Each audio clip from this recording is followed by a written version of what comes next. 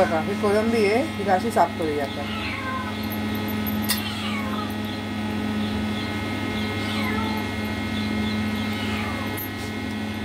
बघा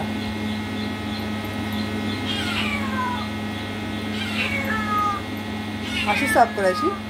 चिरका नाही काढायचा, आपण असा करणार नाही, चिरका नाही काढायचा. बघा ही कोळंबी त्याची मुंडी काढूया आपण. आणि हे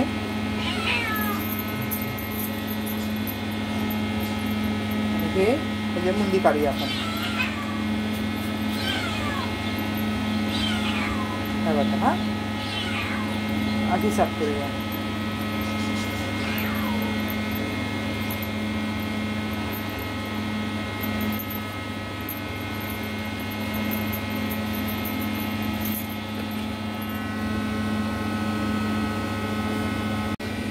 आता कोळंबी हे बघा पूर्णपणे साफ केली आहे, स्वच्छ धुवून घेतलेली कोळंबी आहे. आपण त्याचं वाटण करणार आहे.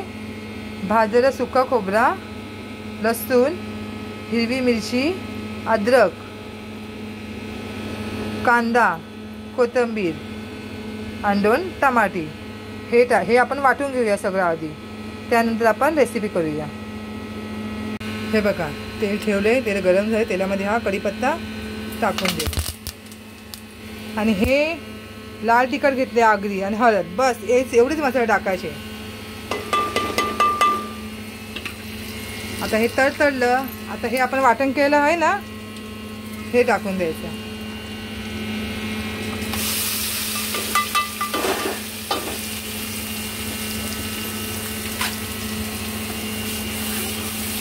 तेलामध्ये टाकला ना मसाला तरी खूप छान येते.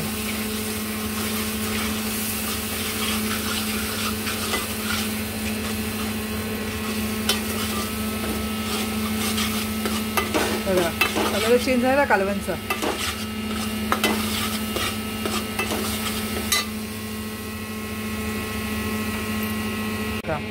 कोळंबी आपण ह्याच्यात टाकून देऊया.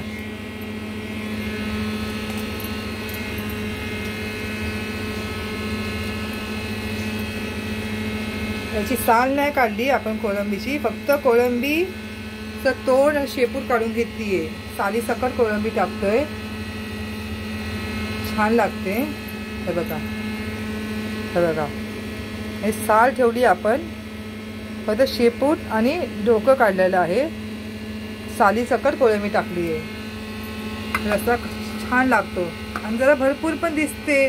साल काढल्यानंतर ती कोळंबी एवढीशी दिसते, एकदम बारीक. मग त्याला काय वाढायची, भांडणार आपण, भांडणार कसं? त्यामुळे साल नाही काढली मी त्याची, म्हणजे वाढता येतं. नाही तर ती कोळंबी एवढीशी दिसते.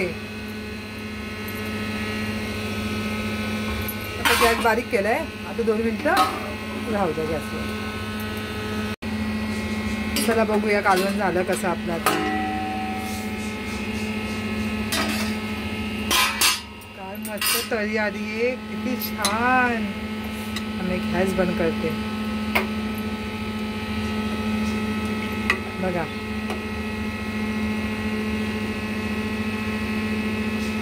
बघा तरी कशी आली आहे.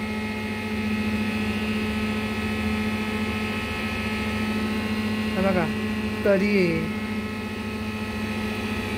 आणि रस्सा हा.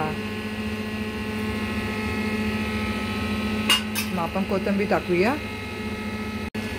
चला कोथिंबीर टाकून घेऊया आपण. आता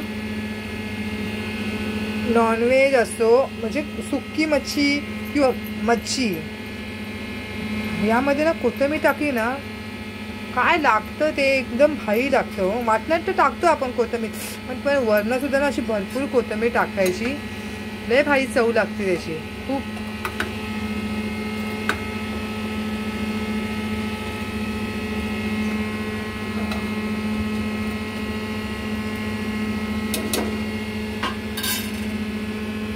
कसं झालं तुम्ही सांगा मला.